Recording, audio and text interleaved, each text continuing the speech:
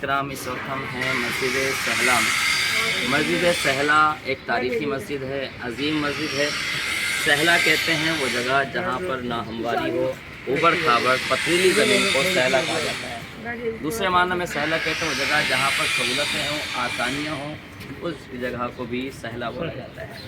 مسجد سہلا کی تاریخ بڑی پرانی ہے۔ اس کی فضیلت کے لیے یہی کافی ہے کہ جب امام زمانہ علیہ السلام ظہور فرمائیں گے تو اپنی فیملی کے ساتھ یہاں پر قیام فرما ہوں گے، اور امام کا پائے تخت مسجد ہے کہ جہاں پر ہمارے نبی کتنے آئے ہیں ہدایت کے لیے؟ 1,24,000 ہمارے انبیاء آئے ہیں۔ تو اس روایت میں ملتا ہے کہ اس مسجد میں تمام انبیاء نے نمازیں پڑھی ہیں۔ آج آپ کو بھی یہ شرف حاصل ہو رہا ہے، جہاں پر 1,24,000 انبیاء کے قدم مبارک ہو رہے ہیں، آج ہمیں بھی وہاں پر سجدہ کرنے کی توفیق مل رہی ہے۔ تمام انبیاء، صالحین اور ولیوں نے یہاں پر نمازیں پڑھی ہیں، اوصیاء نے نمازیں پڑھی ہیں اس مسجد میں۔ اس سے بڑی اور کمال اور عروج کیا ہوگا کہ جہاں پر اتنے مبارک قدم پڑے۔ ائمہ علیہ السلام نے بھی نمازیں پڑھی ہیں، اور بعض انبیاء کرام کا اس مسجد میں گھر رہا ہے۔ جناب ابراہیم کا گھر رہا یہاں پر، جناب خضر کا گھر رہا ہے، جناب ادریس کا گھر رہا ہے، اور بہت سارے انبیاء کرام کے یہاں پر گھر رہے ہیں۔ اور اس مسجد کے بارے میں یہ کہا جاتا ہے اگر کوئی شخص یہاں پر آ کر 40 منگل اعمال کرتا ہے تو اس کی امام زمانہ سے ملاقات ہوتی ہے۔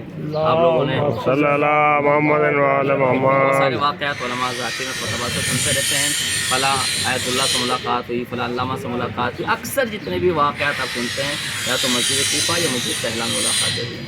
یہاں پر امام سے ملاقات ہوئی ہے۔ یہ ہے 40 منگل، اگر 40 شب بدھ آ کر یہاں پر کوئی عمل کرتا ہے تو اس کو اس سے امام سے ملاقات ہوتی ہے۔ یہ ہے اعمال، لیکن انسان کا کردار اگر اچھا ہو تو دنیا کے کسی بھی کونے میں رہے تو امام اس سے وہیں پر ملنے آتے ہیں۔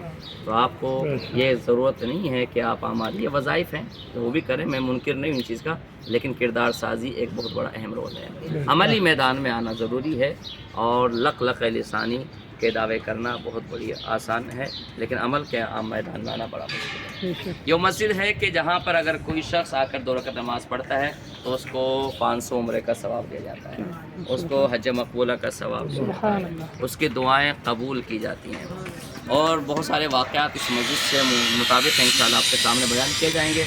اگر کوئی شخص یہاں پر آ کر 2 رکعت نماز پڑھتا ہے تو اس کی 2 سال کی زندگی بڑھا دی جاتی ہے۔ اب جو جتنا زیادہ جینا چاہتا ہے اتنی نمازیں یہاں پر پڑھ سکتا ہے، ٹھیک ہے۔ اس کا مطلب یہ نہیں کہ آپ ہر مرتبہ نفیس بھائی کے بکنگ کرا لیں کہ بھئی ہمیں جانا ہے وہاں پر زندگی کا جو ہے وہ بڑھانے کے لیے، تو اس کا مطلب پھر تو دنیا ختم ہونے والی ہوئے گی نہیں۔ تو کل نفس ذائقۃ الموت، ہر شخص کو مرنا ہے۔ اس کا مطلب کیا ہے؟ اس کا مطلب یہ ہے کہ اللہ بری موت سے محفوظ رکھتا ہے، حادثاتی موت سے محفوظ رکھتا ہے۔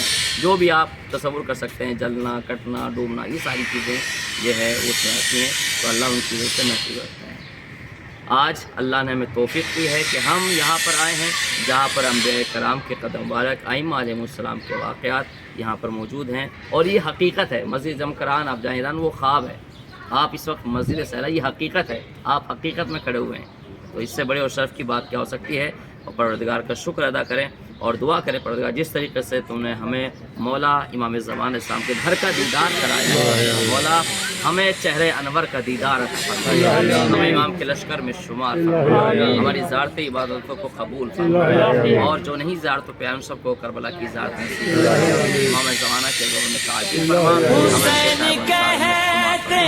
فرمائے، جدا نماز نہ ہو حسین والوں کی کوئی قضا نماز نہ ہو، پڑھو نماز تو تہذیب کربلا مانگو، خدا سے مقصد شبیر سے وفا مانگو، جو حر بناتی ہے وہ